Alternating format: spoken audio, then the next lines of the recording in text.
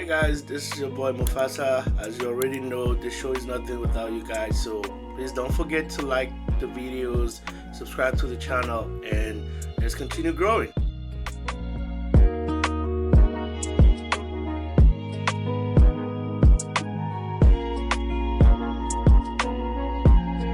There's been a lot of chatter online, a lot of conversation regarding who needs to be picked at 3 by the Sixers. We are going to be talking about it. We are also going to be looking at the roster as it is right now and what needs to be done on that end, especially related to based off of what the draft, the player that we get on the third pick is. I think based off of that, you could that would actually mostly impact what the rest of the season will be, or what the off season rather, because I heard Daryl Morey, the general manager of the Sixers, talk about it, and he said he's not drafting for needs, but he's drafting for talent, and I 100% agree with him on that end. I think you just go ahead and pick the best available player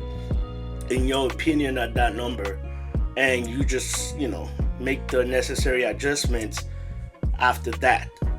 So I think it's a clear-cut situation here. We all know Cooper Flag is going number 1 to the Dallas Mavericks.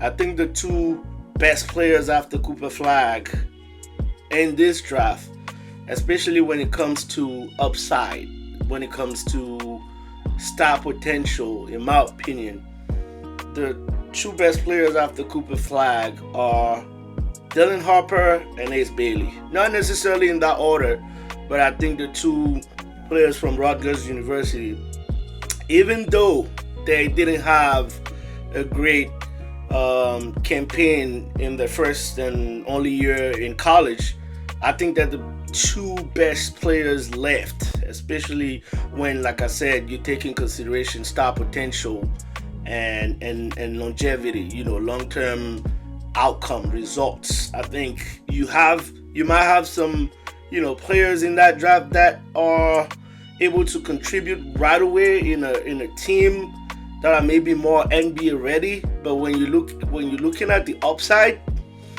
I think these two are the clear-cut favorites for the top 2 and 3 picks, basically right after Cooper Flag. So my suggestion here for the Sixers would definitely be either Ace Bailey or Dylan Harper, depending on who the Spurs draft at number 2. If the Spurs happen to not draft any of these two players, which I highly doubt it would occur, even if they happen to, like the conversation is trending right now, even if they happen to trade the pick in a Giannis Antetokounmpo mega trade, for instance, I still think Dylan Harper goes number 2. If it does not go number 2 and Ace Bailey doesn't go number 2, then it becomes a tougher conversation, and I'll be letting you guys know later on if that scenario occurs who I'm going with. But let's assume that the Spurs go ahead and draft Dylan Harper at number 2, for instance. And actually, let me preface all this by saying everything that we're going to be talking about right now obviously relies a lot on what the health conditions of Joel Embiid and Paul George are going to be for that upcoming season, especially if you're thinking championship, right?